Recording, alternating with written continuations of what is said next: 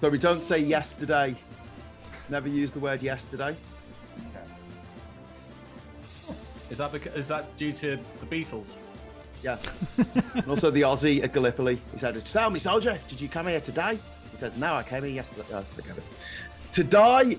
No, I came here yesterday. Oh. I guess you have to be there. Jokes.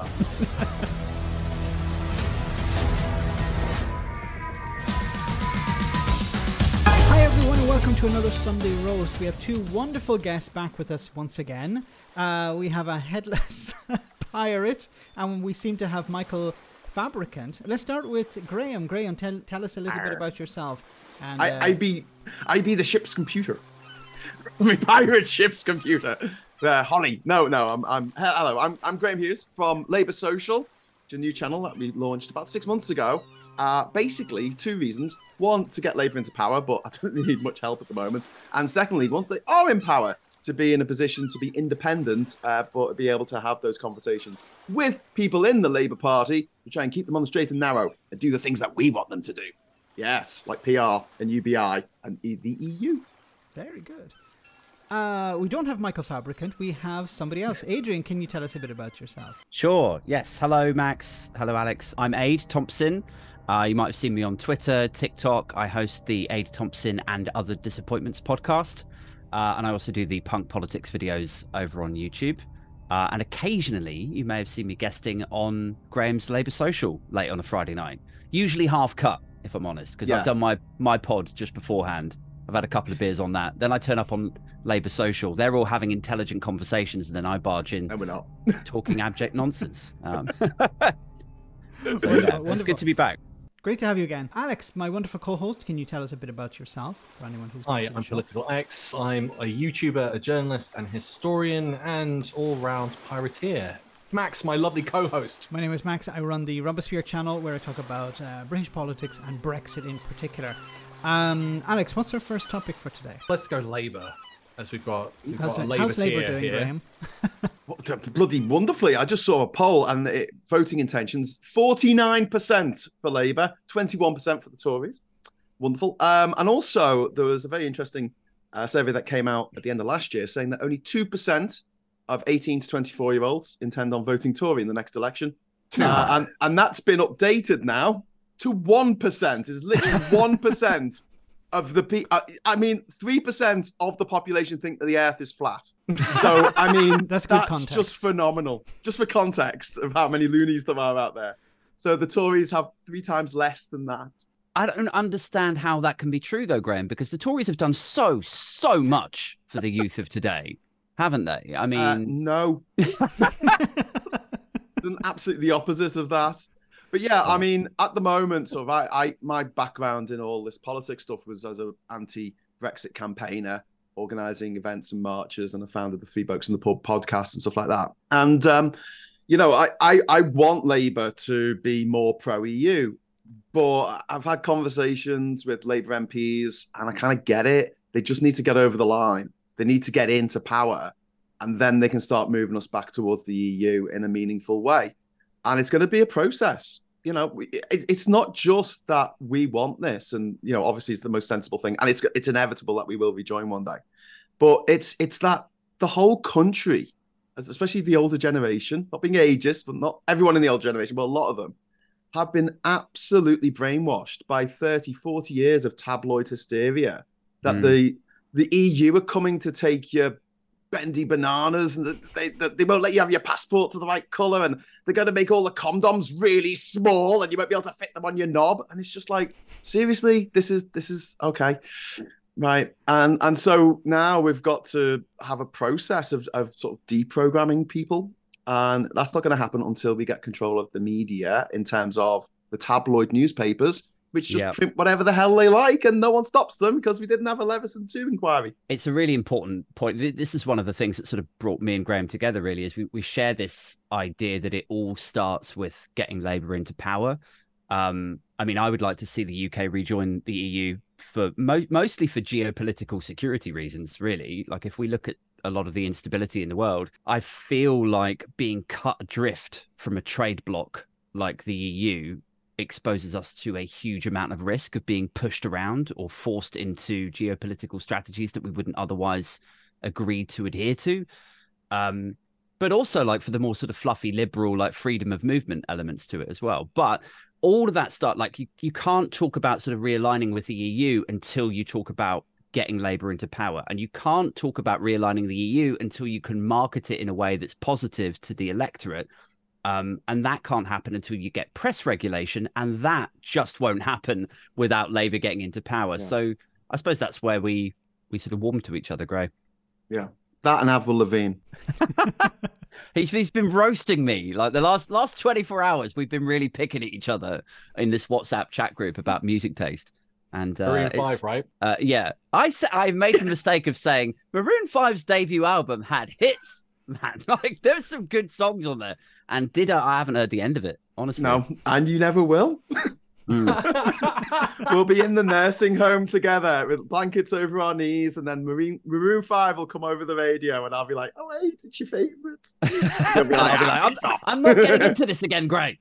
We'll be like the old gits on Harry Enfield. Yeah, this is the political content people have come with. Clearly, yeah. This is it. This is exactly it. Do you think because it's 1%, does that? I mean, it's interesting. Do you think it is flat earthers that are supporting the Tory party? No, not even flat earthers are that stupid. No, but this is 18 to 24-year-olds, isn't it? So basically, the Conservative Party, this is an existential crisis for the Tory party because younger people are not voting for them, and also Generation Zers and millennials are becoming more left-wing as they get older.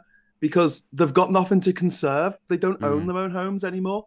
People can't get on the housing ladder. People aren't having children because they're like, well, I can't afford them. Yep. Yeah. And just to sort of join the dots on that a little bit. Yeah, like the stats traditionally would be that people would start to turn conservative when they get to 40, when they've bought a house, when they've got kids and they don't want to rock the boat or get too radical. And as Graham's alluding to there, that age that people achieve that first home or can afford to have kids, that is getting later and later and later. So yeah, what we're seeing is a sort of an expansion of that liberal mindset from young people, like 18, 19-year-olds, right up to sort of 45-year-olds, 47-year-olds who still can't buy a house now. And they're like, well, like what have you guys done for me? Like, you've made childcare the most expensive in Europe. We can't get on the ladder. We've got no security. Why would I? Got no savings. Serve this. None. One of the interesting articles I read recently was about how people in my generation aren't having midlife crises because their life so far, since they reached adulthood in around 2001, September the 11th, it's just been a non-stop cavalcade of crises. And so no one's had the chance to get bored enough to go and have an affair and buy a Ferrari or whatever you do in your midlife crisis. So yeah, midlife crises are on the way out, along with pubic lice. Two things that just don't exist in the 21st century. And yeah, rickets are making a comeback. Rickets are making a comeback. Rickets are making a comeback. Considering we've got 3 pirates on the channel. And scurvy. And there's scrofula. Scurvy is making a comeback. It is. Scurvy is making a comeback. These are all things associated with pirateering. And poverty. That's why we were called limeys. Could you lay the blame for the reintroduction of scurvy at the feet of Brexit in the form that, like, fruit and veg has just got shitter and shitter and it's out of stock? Oh my God, it goes off so quick. Yeah, like, eat all those strawberries on the day that you get them or they're gone. Yeah. Just tend to mush. But there was a thing also that Brexiteers were complaining that the EU was increasing the fruit content in jam because they were reducing the sugar content, obviously. So, and they were complaining, we want our sugar. We don't want fruit in our jam. But there was another thing about that. But no, I want to go back to what you were saying about the Tories. I don't know if you've seen many of these articles. The Labour and the Tories, but just about articles from the Tory graph, from the Telegraph, where you'd have some young Tory who would say, well, I was able to get on the property ladder. Yeah, exactly. It's like at the beginning of the article, it's like I cut back on espressos and I cut back on avocado toast, and I cut my Netflix and all of this, and then you get towards the end of the article and it says, and I was just helped out a bit by my dad who gave me like 50 grand to put it down on the house. Quite often it's not even 50 grand. Quite often it's substantially more than that. that gets them on there. Yeah. And it's, yeah, you're right. Like every time. So there's two things about that. The first thing is that the exception doesn't disprove the rule. What they like to do is they like to cherry pick people who have worked every day, 7 days a week, 2 or 3 jobs. And they're like, well, I think if you want something, you've got to work for it. And it's called sacrifice. And I did it. I worked every single day and I missed all of my friends' birthdays. I didn't spend a penny on my own daughter's birthday. And I saved up. I didn't go out. I didn't have a holiday. I didn't do anything for 12 years. And finally, I bought a studio flat in Hackney. So you should be able to do. I'm like, do you think that's fucking normal? Is that you're traumatized? Like, that's a horrible experience to be effectively imprisoned for 12 years to get a tiny studio flat. So there's that. The exception doesn't prove the rule, disprove the rule. The second thing is, evidently, or almost always, it tends to be that it starts off with a sort of a nice, cushy, inspiring story. And then, you're right. Like paragraph 3, paragraph 4, it's like, oh yeah. And then my dad let me have a job on the board of his like centuries old company. And then I got a bonus and I just bought the thing outright. Go me. I'm ready for a TED talk about inspiration now. Well, a lot of them don't. I've had this discussion before. A lot of them don't appreciate luck. A lot of them end up getting that job because, and it's not always, there's hard work as well with it. But a lot of the time, they don't think they realize that they were just in the right place at the right time. They met the right people and they had the right attributes to connect with those people.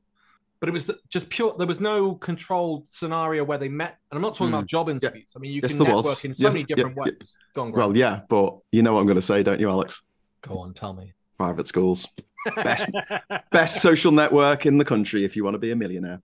Or you're already born a millionaire and you want to keep that money. You see, I think it's more, I don't think it's necessarily the networking from the private schools. I think it's the fact that you're able to afford to go there and you have that money. And it's exactly what we've just said, where it's a case of you're I mean, what are we talking? The one I went to, I think is something crazy now. Like, I think it's like 12 or 10,000 a term. So that's 30K. And you're going, that's nuts. But you're also going, our entire tax system is totally created to protect the rich. I mean, look at the bankers' bonuses. Yeah. And so I don't necessarily think it is the networking from private schools. I mean, I had mates that went to Oxford. I went to Brookes, which is just down the road. And you could see there was actually quite a mix at Oxford Uni. And you could also see that at Oxford, there was... It's over 1 in 3 in Oxford. You could go privately educated. You could go in 2 ways. You could go the social route, which is what I think a lot of the politicians have done. They didn't really go for the academic side of things. They went there to connect and meet people and network and get themselves inside the Tory party, which, like Boris Johnson was president of the Oxford Union. I think Jacob Rees-Mogg was well known at the time. Professor Tim knew Jacob Rees-Mogg. And you got the impression that everyone knew who he was as soon as he turned up because he'd made so much money on the stock market and had gone into the papers and again had networked, which was just made easier because you've got cash. So I don't know if it is necessarily just because you're at a private school. I think it's because you've got the wealth to go to the private school that allows you to get in a network. But also if you're and rich, then pushing yourself in the right direction. Sorry, Max. Yeah. No, but also if you're rich, you're able to go to the expensive restaurants or go to the exclusive nightclubs. So you're able to show that you have what it takes to get up the ladder. And a lot of it is perception, I think. It's not actually, merit. Accent as well. Where were you born? Old money. That's always an interesting term. That sort of snootiness of old versus new money. I just said that you don't get far in life having a Scouse accent. Trust me on that one. Not in this country anyway. Other countries don't give a shit, but this country, I mean, it's like, oh, you're one of them. All the handbags come off the table. All the wallets go back in the pockets. Has that actually mobile phones come on. Have you actually noticed? I've sat down at a table and they've heard my accent and all the mobile phones have gone in the pockets. Wow. Did you call them out? Yeah. And I made them feel really embarrassed. They were like, no, it's just that we didn't want to spill any beer on our phones. Could that not be like a sort of like, are you projecting a feeling that they are judging you? And could it not be that they listen, like you said something and then they were like, actually, we want to listen to this guy. Let's put our phones away. Could it be that? Am I being too generous? No, right. You're being far too generous. But no, what I would say is that one of the problems that we have with the private school system is that it means that you have an entire cohort of people who are all high achievers. Well, not all high achievers, but they dominate the sort of highest paid jobs, the most prolific jobs in the country, high profile jobs, I should say. And they don't meet anyone else.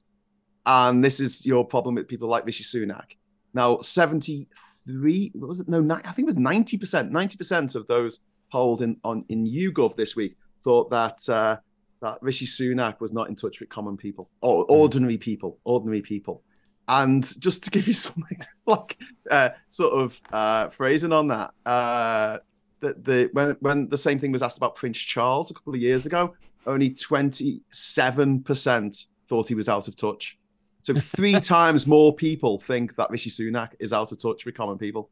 And when he's like sitting there on his £700 million fortune and he's saying, well, I've got friends who are aristocrats and I have friends who are upper class and I have working class friends. No, I don't have working class friends. And I always feel like mixing, especially when you're young, mixing children is really important. And I'm really against religious schools that separate children. Northern Ireland, they separate children to Protestants and Catholics at the age of 3. Brilliant. What a great plan. I'm sure that'll turn out well in the future. And then you've got schools in the UK where basically if you've got money, you go to one school. If you don't, you go to another. And never the twain shall meet. And do you know what would really help in our local comp down the road here?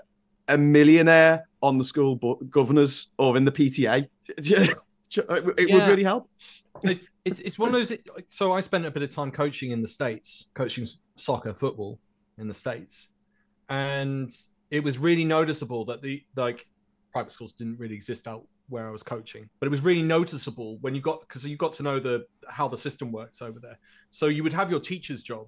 You'd then be paid extra money to coach the soccer team, which doesn't happen in the UK. And on top of that, the facilities that were given over to each of the teams was gigantic. So like every single team had its own stadium or at least a set of bleachers that you could sit on and watch the games. Friday night was the entire community coming together to watch those games. But the interesting thing was that there were millionaires there who were hanging out with some of the poorest kids at the school. And there was no sort of class thing. But the other thing, the parents, the rich millionaire parents were donating. So one of the kids, his dad was big business, one of the biggest businesses in the town. And he donated a set of speakers and he gave something every year towards the soccer team. Now, he could have done it towards anything. And you sort of do think, maybe if that money wasn't funneled into the private schools, but was just then they were on the PTA. We have those. I've never been fully aware if we have PTAs in the schools. We do have PTAs, yes, and we do have school governors. But yeah, I think it would really help. And I think you're right. And America has a lot more social mobility. I mean, it's not all social mobility. Don't forget, the Beastie Boys went to private school. But, their social mobility is a lot better than what we have in the UK at the moment.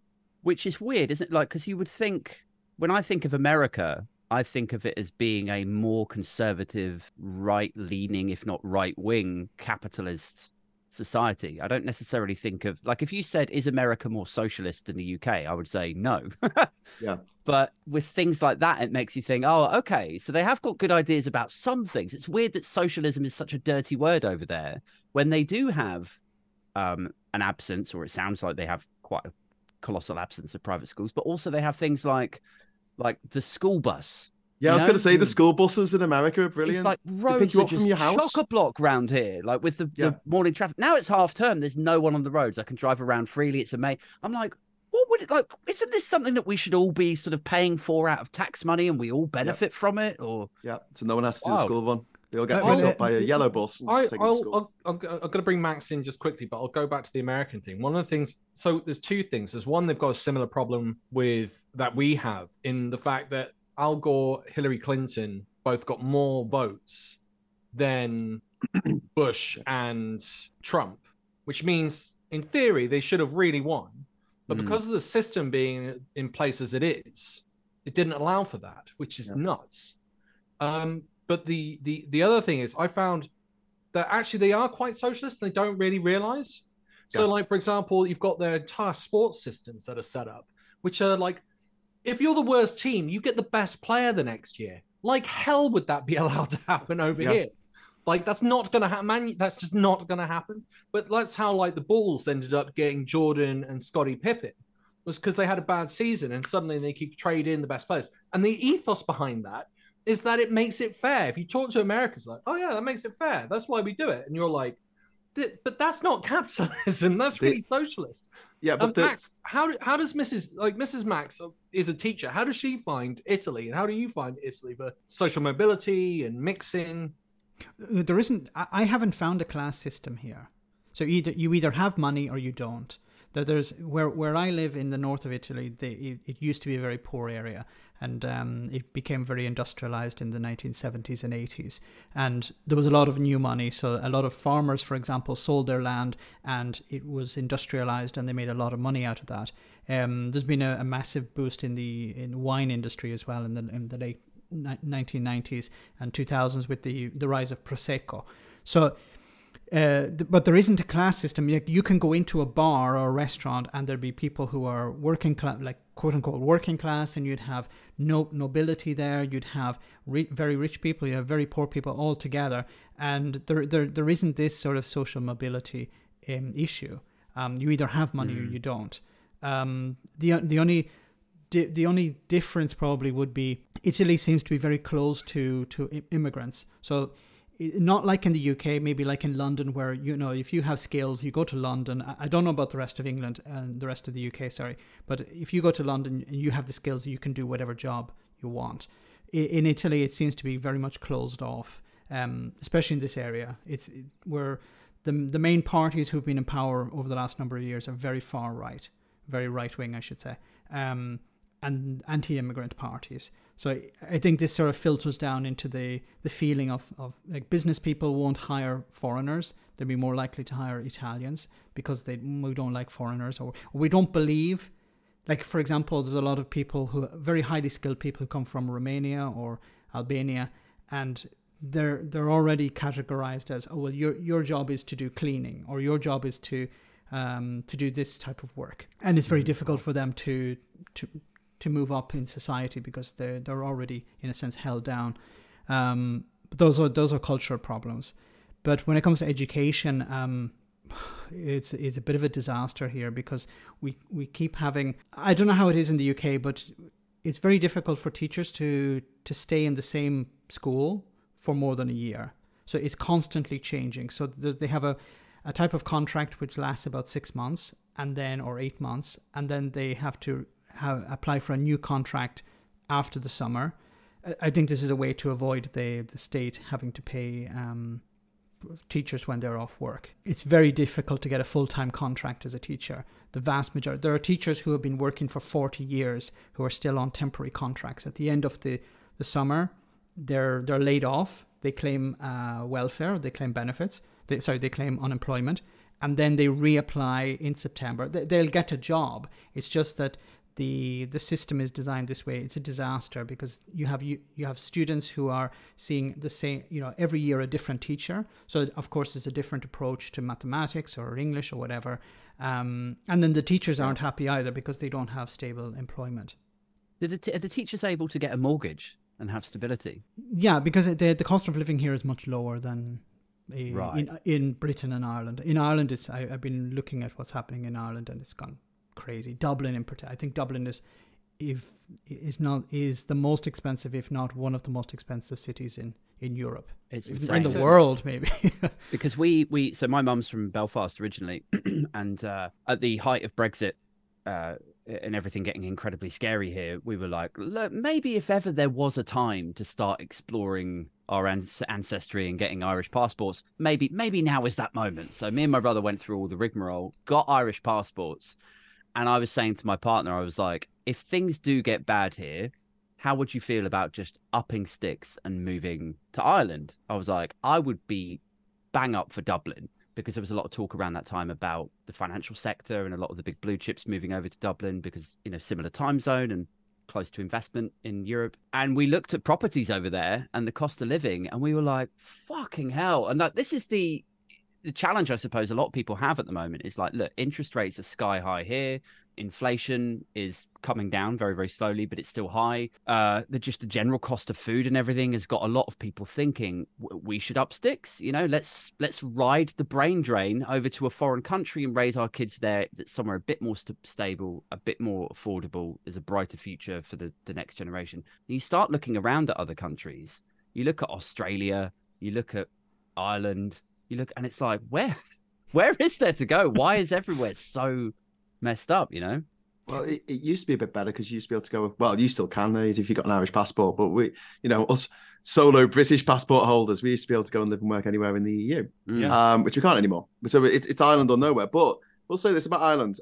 The economy has doubled since 2007. The UK economy hasn't. It's just stagnated. It's around $3 trillion GDP. Isn't it shrunk, in fact? Because compared to Germany, well, it has because there's more people. So basically, it was 3 trillion in 2007. It was 3 trillion last year. So it hasn't grown in 15 years. Germany's over 4 trillion. We were on course to overtake Germany, actually, until we Brexited. But what it means is per capita GDP has gone down from about $50,000 per person in the UK to 45,000.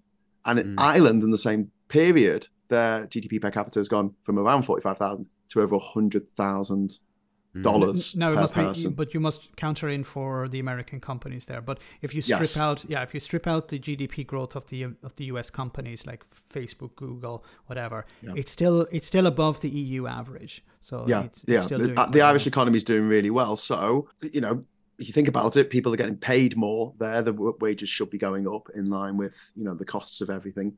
And that makes it a much more, attractive place to live for me or anyone, I think, than the UK at the moment, where we've got an economy that hasn't grown. Like in the first 30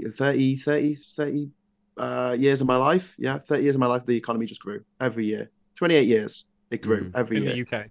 Yeah, and then it just stopped. On my 28th birthday, it just stopped. And of course, it's not. I'm now 44 and it hasn't grown. Like metabolism. Were you quite surprised then? I guess there's a question for everyone. Was everyone quite surprised to hear Kemi claiming that financial investment, direct investment, had actually continued to grow in the UK, and that AI companies are sort of lauding that the UK could be quite good or promising for basically deregulating, from what I can tell?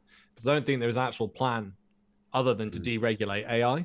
So it's. The first thing to mention is that although the UK can have a role somewhere in artificial intelligence and machine learning, and we do have an awful lot of software engineers, which is great, and there is a lot of investment coming in, if you look at it wholesale, if you pan out and look at like what that drop in the ocean actually is versus the GDP, and what like the GDP after you've looked at what the sovereign debt is like, it's like you can wave a flag and celebrate the investment that's coming into the AI world if you want, but it doesn't change fundamentally the sluggish growth that we've got and this darkening cloud of debt to GDP that nobody is talking about, by the way. We're all talking about, HS2 is cancelled, and we're talking about, rightfully what's going on in Gaza, and every other news story that's bubbled up in the last week. Nobody is shining a light on how terrifying this debt situation is and how it will continue to reverberate into the Labour administration. But isn't it only 100% aid? 100% of GDP? 101% it was last time I checked it, which for any sort of layman watching or listening, effectively means for every pound that's being generated in the UK economy, over every pound is accounted for by sovereign debt. So if you cast your mind back to the 2007, was it 2007 or was it? Get my years wrong here. Yeah. Sovereign debt crisis in Greece and throughout the Eurozone. Those economies were around, I think it was about 130%. So we're not like miles away, like we're knocking on the door of like IMF bailout kind of territory. I don't know if it will get that bad, but I don't see any feasible way for us to swim away from the drain it was there. I think it's going to go to a bailout again, like we did in the 70s, where we took the biggest bailout that the IMF has ever given out to a country. But I don't see the IMF bailing out the UK wouldn't be possible. It's too big of an economy. So what happens then, Max? See, the thing is, I'm not an expert, but this is sovereign debt, so it's not foreign debt. It's not so you could inflate the currency. You could just pump more money. Print more money, and you could solve it that way. But then you'd have inflation that would be making, even Rishi Sunak think about cutting back on some things. But I think, go on. Sorry. I was just going to say, this is why people are so terrified about it, is because, so yes, you could go through another sort of 5 or 10 year program of quantitative easing and just print, just magic money into the economy. But the fear then is that people will take their sterling they'll just cash out, and the value of sterling will just nosedive. Yeah. And if it goes like it has, like after the Brexit vote, it tanked, like it would be worse than that. And if that happens and imports and exports suddenly just explode in cost, and you and I can't afford to buy in food, petrol, everything just gets out, like potentially then you're looking at really serious civil unrest. And no, like I say, no one's talking about this. I don't have a problem with debt as an idea for a country, because I just look at it the same way that you do as your mortgage for your house. As long as you can service that debt, as long as you can make the repayments, what's the problem? I'd rather have investment coming in for long-term projects, especially civil engineering projects, infrastructure projects, get them built now and pay them off later. I have no problem with that. My problem is that first of all, we had George Osborne as our chancellor. He got rid of our AAA credit rating around the world with Moody's and Standard & Poor's and stuff like that. And then Brexit came along and knackered it even more. And I think we're on like AA3 now. We're on like one of the lowest grades. Is it AA now? I think it's AA. I was checking the other day. I was being a nerd. So that just means that any foreign debt that we accrue, we have to pay a higher rate of interest on it than we would have if we were AAA. Because our credit rating, if you want to look at it that way, is not as high. And I know things are different when you're talking about when you're talking about countries rather than individuals or companies. But I mean, the principles are the same. And I think Aid makes a good point. It's like, it is a huge worry. And to circle back to Labour, one of the things that there was been, said to me by Labour politicians is, when I've talked to them about PR, for instance, or the EU, they say it's not what people are talking about on the doorstep. They're talking about the cost of living. That is what everyone's freaking out about right now. They're like, I can't afford to do X, can't afford to go on holiday, can't afford to get a house, can't afford to have kids. But then that comes back to a bigger structural problem. So I pointed out there's an issue with tax. You pointed out there's an issue with education. I think we can all recognize there's a problem with the government system. We could actually, we don't have a formalized constitution. We could have. I mean, they say they don't talk about it. So what? Like, if you're going to go on that populist route, I think we can see that there's failings there. And it's just a short-term solution to a long-term set of problems. And just listening to what people say on the doorstep, I mean, it's great and you should, but it doesn't mean they know absolutely everything and solutions to those problems. So we had a show. We had a show with Supertan a couple of weeks back. She'd never heard of 3D printing for homes. That's the solution to our housing crisis, or what part of a solution to it. But how many people are on the doorstep are going to know that when you've got someone like Supertan who is embedded within the political system who hasn't heard of it? We could go and talk about. Well, I mean, that's not going to change the cost of the land. That's what you pay for in this country. But then it's not the bricks and mortar. Yeah, but then that's where the problem is. So, according to the papers this week, I think it's 66 MPs in the Conservative Party alone are landlords, and they're going. They've had to kick it into the long grass again. So Michael Gove wants reform. You're talking about Section 21 evictions, no fault evictions. Yeah, I think that's it. But I think there's a bigger piece of legislation they're trying to get through under Gove. So I know part of that legislation is to deal with freeholders who I mean, I think it's a feudal system. And again, it then goes back into the structural thing, which again leads back into what we were saying. It's almost like a spider web of problems. And the only way to deal with it is to deal with it on a bigger picture scale and just completely overhaul the system. And you can do that. And there's money available. I ran some numbers the other day. I was listening to Bernie Sanders talk about a way of raising tax in the States. And one of the things he said was, if we put in the States, put 1% tax on stock derivatives and trades, he said we'd raise hundreds of billions. So I tried to run the numbers the other day to just put a 1% tax on that. I reckon we could raise about 180 billion on a 1% tax on stock derivatives. And you'd only have to do that for a couple of years to clear out some of the debt. But no one's talking about that. And who the hell is going to say that on the doorstep? You're going to have to find someone who's like a stock trader or a banker. Yeah, but isn't that like we haven't got any money. We want more money being spent, more money in the system, more investment, more money coming to people in terms of benefits and also infrastructure. And the person on the doorstep says, okay, yeah, we'll make that number one. And what you're saying there could be part of that. What I'm saying is the stuff that I sort of would like to see, like I touched on before, PR, UBI, and rejoining the EU. I don't think that's going to be. I can't see how Labour could push that on this election. I think this election just needs to be a referendum on the Tories, get them out, and then the Labour have got 5 years. And this is one of the reasons why I set up Labour Social, is we'll have 5 years to talk to Labour and point these things out and have conversations, Alex, with you, chatting to, Anne-Marie Trevelyan or talking to Rachel Reeves or something and saying, have you thought about doing stock derivatives or whatever, putting a 1% tax on it? So that free flow of ideas is very much at the core of our values at Labour Social. And it's the reason why I set it up. And also the reason why a lot of the people who come on the channel aren't necessarily Labour members. They might not even like Keir Starmer that much. I'm not a massive Keir Starmer fan myself, you know what I mean? But that's just me. I don't hero worship. I don't like people who get hero worshipped. It puts me off them. Yeah, that's why I'm the only person who doesn't like David Attenborough. Piss off. The only... No, I'm joking. I'm joking. I love you, David. The older you get, the more you realise you shouldn't put all of your stock into like one individual person because they'll always let you down, mate. Always. Like, I say this as a former Michael Jackson fan. He was like my favourite. A former Louis C.K. fan. He was my favourite. Oh, no. Kurt Cobain was my favourite. I've never had a hero that hasn't let me down. Apart from you, Gray. Oh, thank you. Yes. You just wait. Watch this space. Yeah, I do think if I could just touch on the sort of transactions tax, like there's always this pushback from the right to say, look, if you taxed transactions in that way, it would put off business, it would put off investment, they would run off to Frankfurt or Paris or wherever.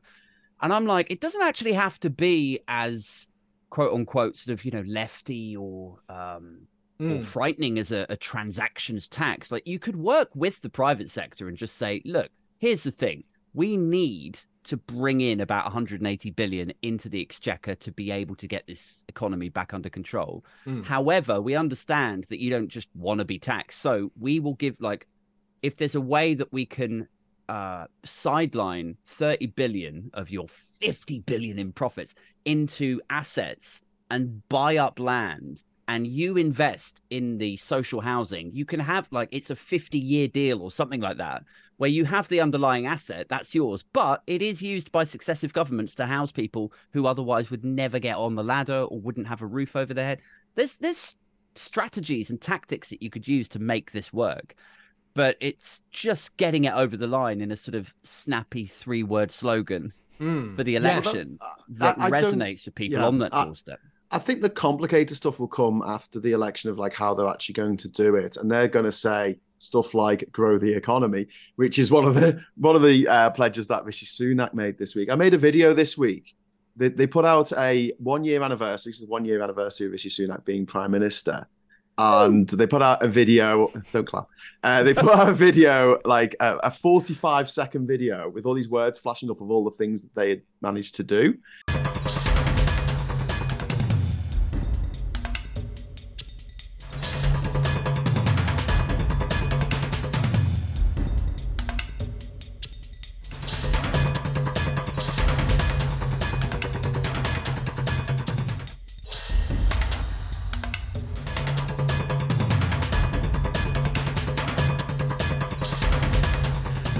In the last year, and there were 43 individual things in the 45 seconds that flashed up on the screen, and I spent an entire day going through each and every one of them and exposing them as a lie, and I ended up making this 15-minute video. And it's this whole thing of like the a lie has got around the world before the truth has got his boots on, and it was kind of painful. But one of the things that was in there was Rishi Sunak's 5 pledges. And he's done none of them. He hasn't grown the economy. He hasn't stopped the boats. He hasn't halved inflation. He hasn't got cut waiting lists. Waiting lists have gone up. They're now over 8 million people are waiting for operations. Some of them over a year. What's the gaslight going to be on these? Like I said I was going to stop the boats, and I didn't really, but I did temporarily for like 5 hours. Like it's going to be something like that. They'll But find it would be some like, way but boats don't stop immediately. Have you never seen a boat? It slows down and then eventually comes to a stop.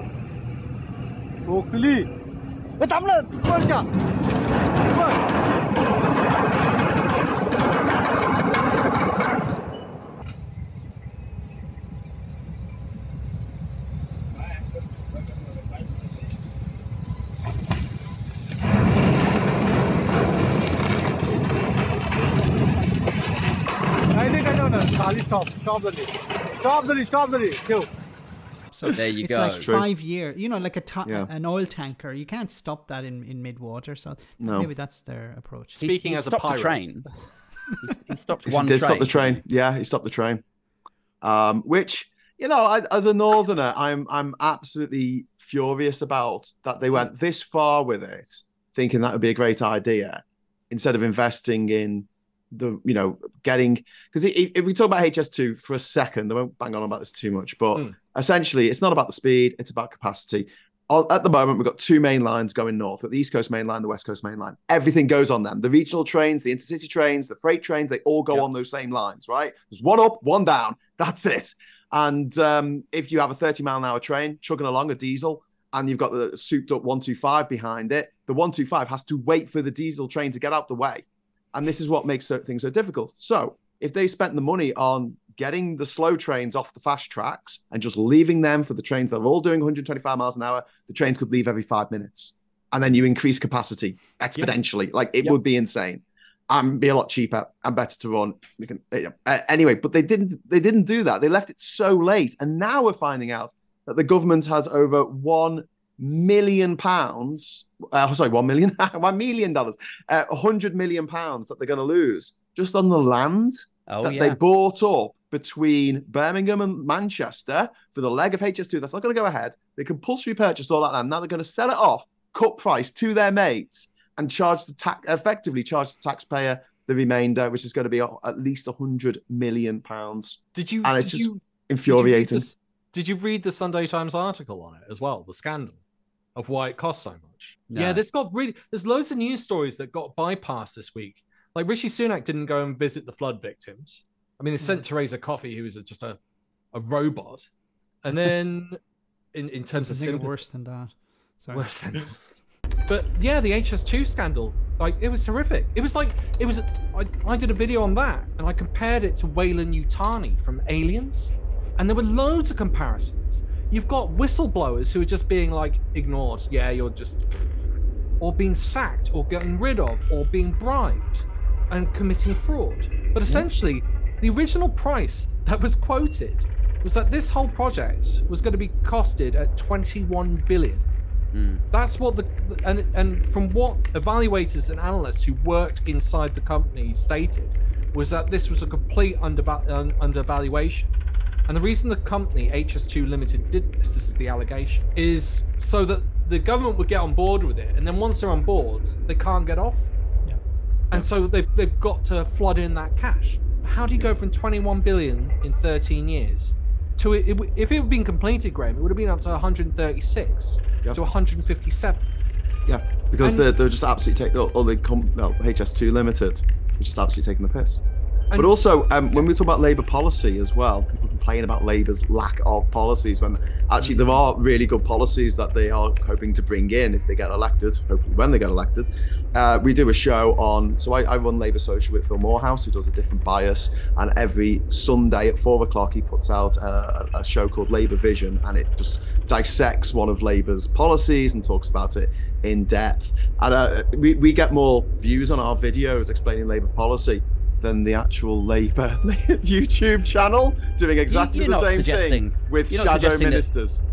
You're not suggesting that Labour have a problem with comms? No, we're going to talk about that. No, but what they have said in the conference is they are going to do an investigation, an inquiry into HS2, which will be very interesting. And also they want to have an inquiry into COVID fraud.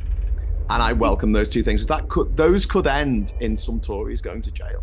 Did they the horror. Did they talk, has anyone mentioned about the Russian interference? Because the guys who ran that said it was required that, well, there's two things to it. That it's required that we need another investigation because no one's looked. And then on top of that, Caroline Lucas and a couple of other lords from the House of Lords have said that they've taken it to the ECHR, and they've said that actually it's breached our rights. Now, the last thing we heard, or I could find, was in February this year, because the ECHR said to the government, you've got till the 26th of April to explain how this isn't a breach of human rights, allowing interference and not stopping interference. And not investigating it. Yeah. Have you not?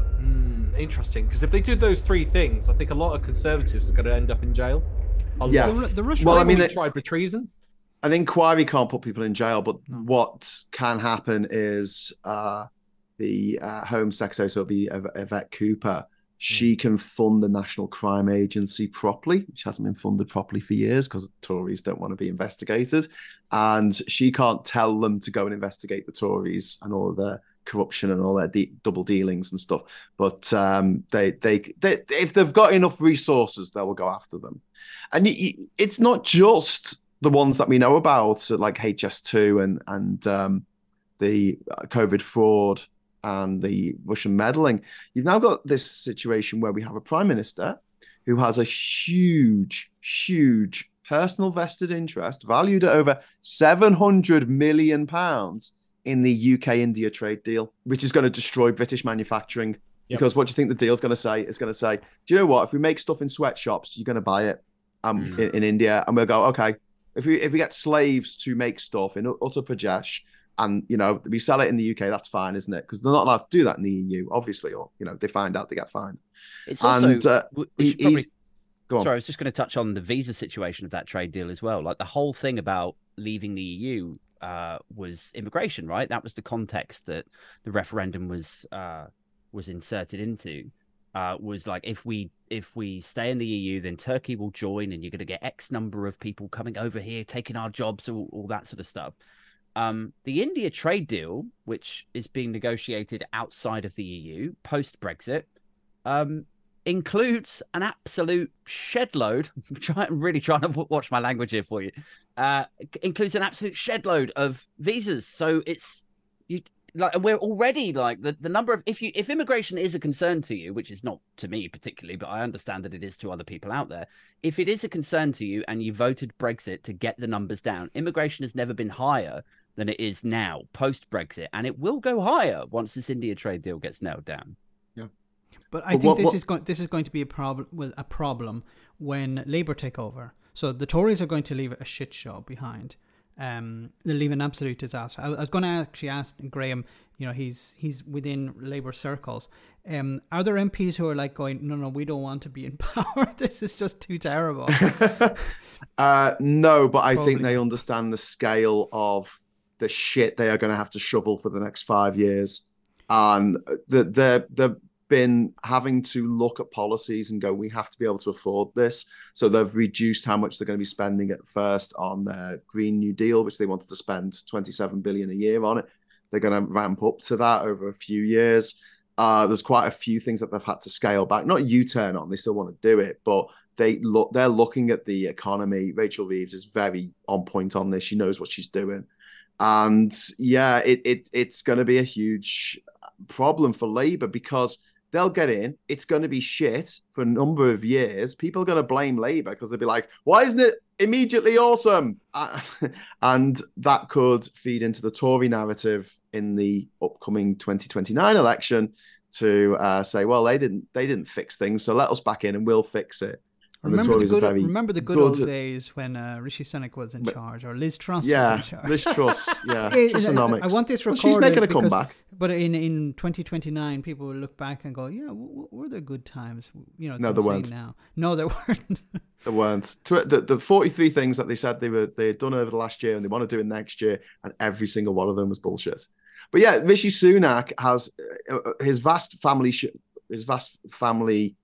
wealth comes from not just his hedge fund managing during the credit crunch, where he made a lot of money out of people going bankrupt in this country. But no, it comes from Infosys, which is one of the world's biggest IT companies, which is owned by his wife's dad, and it's a huge conflict of interest, especially with this UK India trade deal coming up.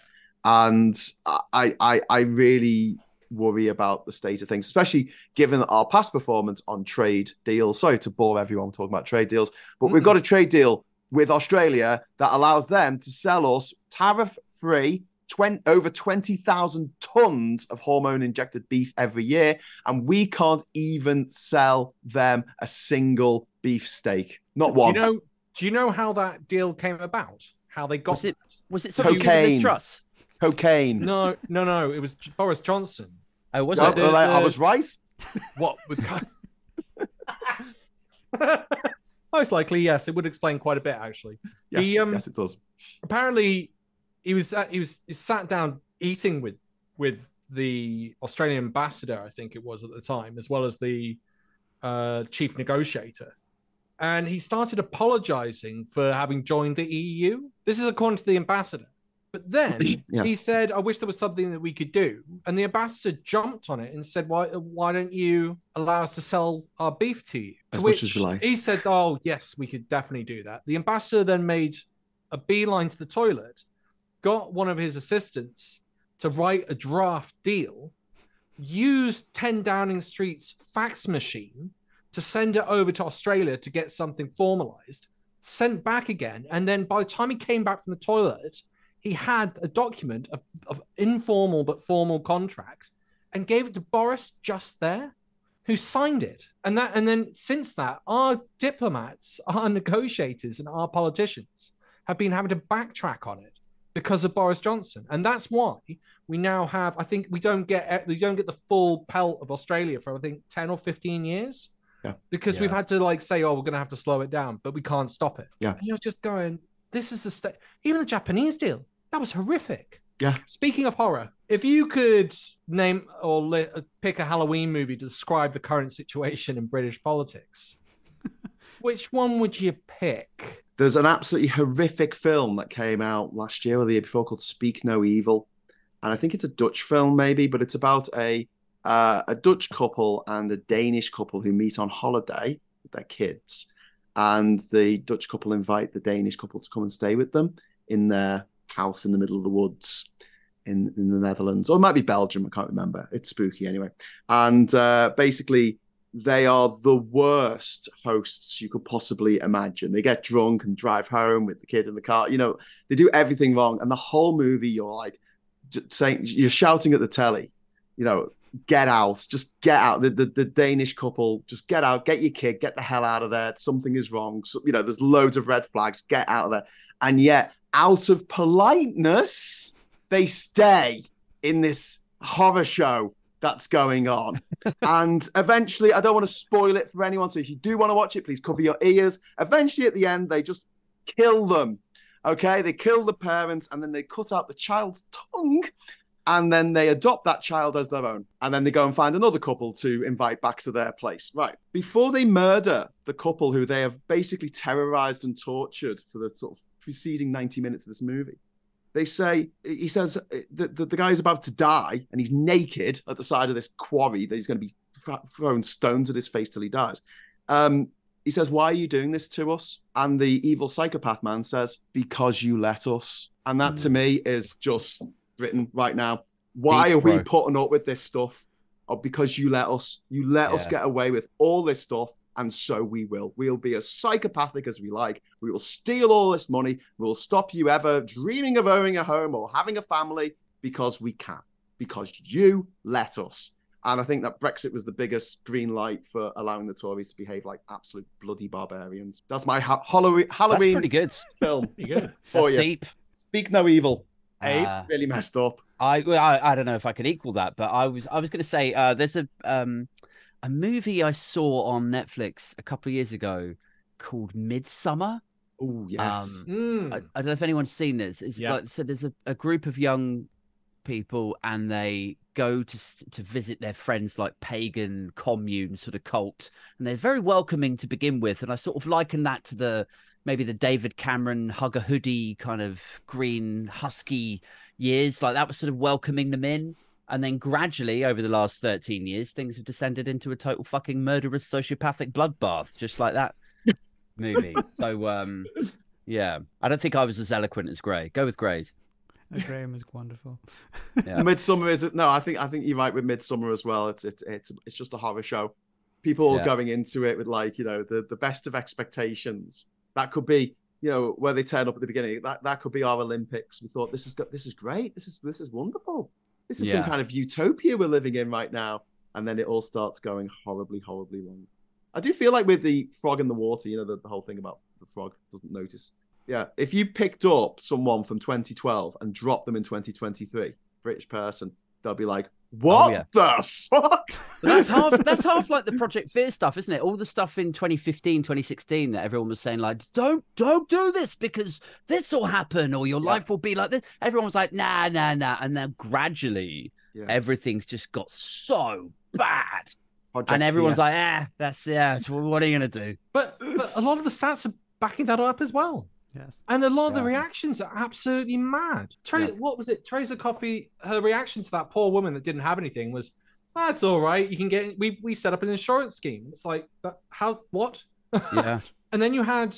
But also, Teresa Coffey, if you look at the interview, she was like, I don't want to be here. Why do I have to be here? Why do I have to listen to these people? Yeah, please go inside to help yourself. Because everybody else has, and it's not a home anymore. It's just a shell of water and... So what do you think? Yeah, I can imagine it's very. You can ask me what I think. Please don't, because no. I look, it's very upsetting. I know. I've no personal experience of the impact of this sort of level. When we were evacuated in the early hours of whatever morning we are on now, I don't know what date it is. We were told to go to the leisure centre, and it was shut. Yeah. I sat for an hour and a half in a pub car park in dark because we didn't know where to go, because everybody we contacted didn't help. Nobody replied. I phoned the police. They told me they couldn't do anything. I phoned the fire brigade. They couldn't do anything. They came 10 minutes later. The police moved my car, reversed it into next door neighbour's car, and left that. Then told us they could get us out. I had to get my 17-year-old daughter out in her bare feet because they wouldn't help us get out of the house. I've come today. I know you have. Brendan invited me to come up, understanding the impact. Lucy, what did you make of her visit here? Just like you said, media. That's all it was. There was no real reason for her to be here, just to show her face that she's been. That's it, really. I said on my podcast, it was like she was sort of acting, you know, pretending that, but a shit actor, you know, like stood there pretending that she cares about this. But everyone's like, you don't care. You don't want to be here. You just pulled the short straw in the ministerial, you know, all right, who's going to go up there? Come on. Like, so she has to stand there and say, "I'm really sorry this is happening to you." And then she just gets back in her ministerial car and comes back to London. Job done. There was also the minister who was on Sky, and Kate Burley was interviewing her saying, "Oh, we've got huge levels of poverty, like over 3 million." She was like, "Yeah, but we made jobs." Victoria Atkins. And then the reaction, again, it was like a robot. It was actually almost similar to like those robots in Halloween 2. You know, the ones that just sort of walk around, so they don't have any emotional reaction or anything. She just sat there like eyes glazed. I can't tell if it's down to the fact they've got no compassion, or if they've just heard it so many times, they've just given up caring. I think they're given information by CCHQ and they're whipped to behave or respond in certain ways. So when you say there's more people like in work poverty now, or universal credit is exploding because more people are on minimum wage, like gig economy jobs, but they still need that extra support, they've already been briefed the line to come back with and say, well, you know, we've generated more jobs in the last 6 months than Labour did last time. They were blah, blah, blah. But it's like you're dealing with people who just deal with the line and slogans and campaigning. They're not really interested in the substance of it. Like if you actually picked beneath the scab and you said, look, here's universal credit, here's in-work poverty, here's the number of people using a food bank. Like, let's have an actual transactional conversation about what that means for what the government are doing to society. They wouldn't know where to start. They'd be like, oh, I don't like this. People working and having to use a food bank. I mean, that's wrong. That is wrong on every level. And the defense that, we're giving people jobs. I mean, it's not great, is it? Obviously those jobs are not paying enough. Why don't you sort that out? 1984, isn't it? Yeah. It's like a classic 1984 thing. We'll just ignore it. Or you're against the system. Yeah. Or you're against us. That's what's causing the problem. Why don't you just be cheerful in the fact that you've got some money coming in? Max, what movie would you pick? I was thinking about this, Hostel. So, yes, another good one. Where you're lured into this false sense of security, where everything's going to be wonderful, and then it turns out to be a frigging nightmare. And then you're about to escape, then you're killed. So I hope that the UK will not be in that situation where it will eventually escape. It won't be like Hostel. Spoilers. Sorry, too late now. I mean, it came out a few years ago. They should have seen it by now, Max. It's like 20 years ago now, I think. Yeah. So yeah, it's that's Brexit. People telling you it's going to be wonderful, and then it turns out to be an absolute night. You get your face cut off with a chainsaw or something. You get the Brexit treatment. I'm Brexit deluxe. And you, Alex? Star Wars. I think we've got a bit of an Emperor Palpatine sort of scenario where we're being, it was a bit like, we need to protect our democracy by getting rid of democracy. You've only got one elected chamber. You can't elect your prime minister. You can't elect the head of state. You can't elect the Supreme Court. You can't elect the House of Lords. But we got more democracy. I think there was an amazing thing where I think, Max, you brought it up in the last episode, where people were sort of showing how many crosses they get to put down in the next few years. And some of them have 1 cross or 3 crosses. And that's going to be their level of democracy. They get to put a cross in a box every 5 years, and that's it. So for me, Emperor Palpatine and just convincing the public that it's to their benefit, that would be my way out. We're going to end. Thank you so much, everyone. Thank you. Thank you. Bye-bye. Thank you. It was a pleasure.